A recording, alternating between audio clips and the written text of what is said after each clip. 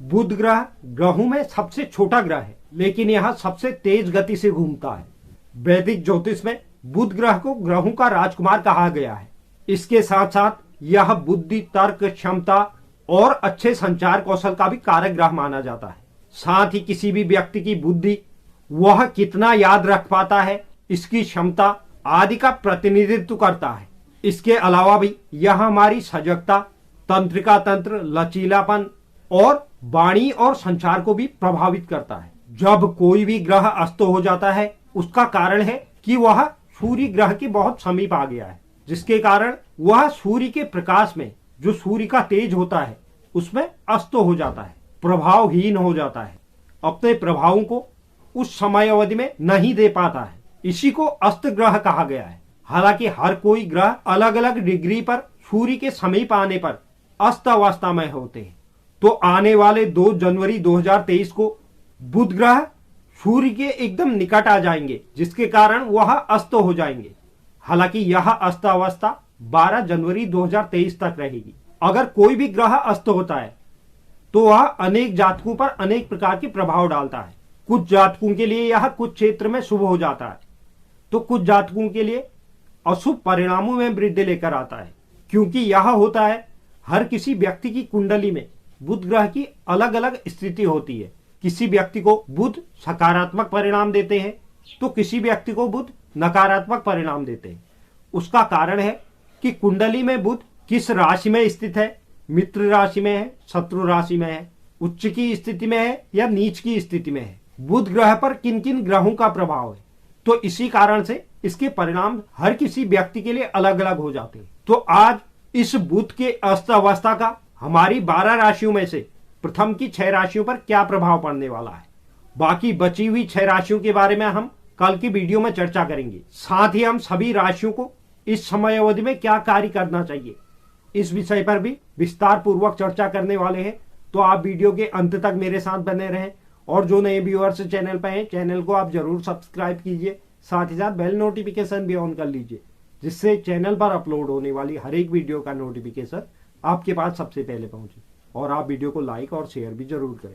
तो चलिए शुरुआत करते हैं, और सर्वप्रथम हम जानते हैं मेष राशि से। मेष राशि के लिए बुध तीसरे और छठे भाव के स्वामी होते हैं। इस समय अवधि में यह आपके भाग्य और पिता के 9वें भाव पर अस्त अवस्था में होंगे। राजनीति क्षेत्र से जुड़े हुए लोग इस समय अवधि में अपनी वाणी के कारण मुश्किल में पड़ सकते हैं। इसलिए आपको इस बात का ख्याल रखना है कि किसी से भी बातचीत करते वक्त आपको सावधानी बरतनी है। साथ ही अपने पिता और गुरुओं से भी इस समय अवधि में आप सोच समझकर बात करें, क्योंकि इस समय अवधि में आपका स्वभाव मुखर हो सकता है, जिससे उन्हें भावनात्मक ठेस पहुंच सकती है। साथ ही इस समय अवधि में आपको स्वास्थ्य के प्रति भी सचेत रहना होगा। कोर्ट कचहरी से संबंधित मामलों में आपको नकारात्मक परिणाम मिल सकते हैं। छोटे भाई बहनों के स्वास्थ्य पर भी इसका बुरा प्रभाव पड़ेगा। इस अस्त अवस्था को शुभ करने के लिए बुधवार के दिन हरी चीजों का दान करें। बात करते हैं वृषभ राशि की। वृषभ राशि के जातकों के लिए बुध तीसरे और 5वें भाव के स्वामी होते हैं। इस समय अवधि में वह आपके अनिश्चितताओं और आयु के 8वें भाव में अस्त अवस्था में होंगे। आपको इस समय अवधि में किसी भी निवेश में सावधानी बरतनी होगी। खास तौर पर स्टॉक मार्केट, सट्टा बाजार या इस प्रकार के निवेशों में विशेष रूप से सावधानी जरूर रखें, क्योंकि इससे आपको नुकसान हो सकता है। स्वास्थ्य के लिए भी आपको कोई भी समस्या नजरअंदाज नहीं करनी होगी, क्योंकि इस समय अवधि में आपको एलर्जी, सर्दी, जुकाम इस प्रकार की परेशानियां अत्यधिक परेशान कर सकती हैं। हालांकि यह अस्त अवस्था 12 जनवरी 2023 तक रहेगी।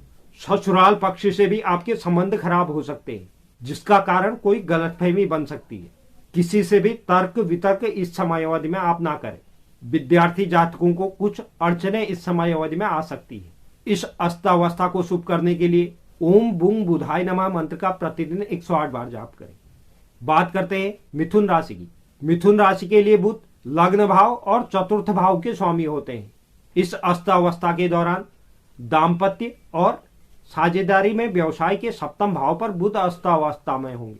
अगर आप कोई व्यवसाय साझेदारी में शुरू करने की सोच रहे हैं, तो आपको 2 जनवरी से 12 जनवरी के मध्य यह कार्य नहीं करना है, क्योंकि इस समय अवधि में शुरू किया गया व्यापार सफल होने में आपको काफी दिक्कतें आएंगी। इसके लिए आप कुछ दिन इंतजार करें। बुध की यह अस्त अवस्था आपके माता और आपके पत्नी के बीच कोई वाद विवाद करा सकता है, क्योंकि बुध आपके चतुर्थ भाव के स्वामी होकर आपके सप्तम भाव में अस्तावस्था में होंगे, जिसके कारण घर में कलह की स्थिति रह सकती है। इस अस्तावस्था को शुभ करने के लिए भगवान गणेश में दूर्वा बुधवार के दिन जरूर अर्पित करें। बात करते हैं कर्क राशि की। कर्क राशि के लिए बुध 12वें और तीसरे भाव के स्वामी होते हैं। इस समय अवधि में वह आपके छठे भाव पर यानी कि रोग ऋण रिपु के भाव पर अस्तावस्था में होंगे। इस समय अवधि में कर्क राशि के जातकों को अपने करियर क्षेत्र में सावधानी बरतनी आवश्यक होगी, क्योंकि यह अस्तावस्था आपके पेशेवर जीवन में चुनौतियां लेकर आने वाली है। आपको इस समय अवधि में बार बार यात्राएं करनी पड़ सकती हैं, कार्य असफल हो सकते हैं, जिसके कारण मायूसी आपके हाथ लगेगी, धन हानि हो सकती है और स्वास्थ्य समस्याएं भी इस समय अवधि में आपको परेशान कर सकती हैं। किसी भी प्रकार के ऑनलाइन फ्रॉड से आपको इस समय अवधि में बचना होगा। ऐसे में आपको धन के प्रति सतर्क रहना होगा। इस अस्तावस्था को शुभ करने के लिए ओम बूम बुधाय नमः मंत्र का प्रतिदिन 108 बार जाप करें। बात करते हैं सिंह राशि की। सिंह राशि के जातकों के लिए बुध दूसरे और 11वें भाव के स्वामी होते हैं। इस समय अवधि में शिक्षा, संतान और रोमांच के पंचम भाव पर बुध अस्तावस्था में होंगे। दोनों धन भावों के स्वामी बुध होने के कारण और वह भी अस्तावस्था में आपको आर्थिक समस्याओं से इस समय अवधि में गुजरना पड़ सकता है। पंचम भाव को सट्टा, शेयर और लॉटरी क्षेत्र से भी जोड़ा जाता है, तो इसलिए इस समय अवधि में इन क्षेत्रों से जुड़े जातकों को भी अशुभ परिणाम प्राप्त होंगे। इस समय अवधि में इन क्षेत्रों में धन लगाना उचित नहीं है। उच्च शिक्षा प्राप्त करने वाले जातकों को भी इस समय अवधि में पुनर्विचार करने की आवश्यकता होगी, क्योंकि इस दौरान आपको सफलता मिलने में काफी दिक्कतें होंगी। इस अस्तावस्था को शुभ करने के लिए प्रतिदिन गाय को हरा चारा खिलाएं। बात करते हैं आज की अपनी अंतिम राशि कन्या राशि की। कन्या राशि के जातकों के लिए बुध लग्न भाव और दशम भाव के स्वामी होते हैं। इस समय अवधि में यह आपके माता और सुख के चतुर्थ भाव में अस्तावस्था में होंगे। इसके परिणाम स्वरूप आपको अपने माता के स्वास्थ्य पर इस समय अवधि में विशेष रूप से ध्यान रखना होगा। कार्य क्षेत्र में भी आपको कुछ हद तक सावधानी बरतनी आवश्यक होगी। इस समय अवधि में आपके घर में वाहन या इलेक्ट्रॉनिक गैजेटों में खराबी की भी समस्या का आपको सामना करना पड़ सकता है। जो लोग वर्क फ्रॉम होम कर रहे हैं उनके लिए भी यह समय सही नहीं कहा जा सकता। उन्हें भी अपने क्षेत्र में परेशानियों का सामना करना पड़ेगा। स्वास्थ्य का भी उचित ध्यान रखने की आवश्यकता होगी। इस अस्तावस्था को शुभ करने के लिए हरे रंग के कपड़ों का बुधवार के दिन दान जरूर करें। तो यह थी बुध की अस्तावस्था, जिससे हमारी प्रथम की 6 राशियों पर इस प्रकार के प्रभाव पड़ने जा रहे। उम्मीद करता हूं यह जानकारी आपको पसंद आई होगी। जो भी दर्शक चैनल पर नए हैं, चैनल को आप जरूर सब्सक्राइब कीजिए, साथ ही साथ बेल नोटिफिकेशन भी ऑन कर लीजिए, जिससे चैनल पर अपलोड होने वाली हर एक वीडियो का नोटिफिकेशन आपके पास सबसे पहले पहुंचे। और आप वीडियो को लाइक और शेयर भी जरूर करें। धन्यवाद।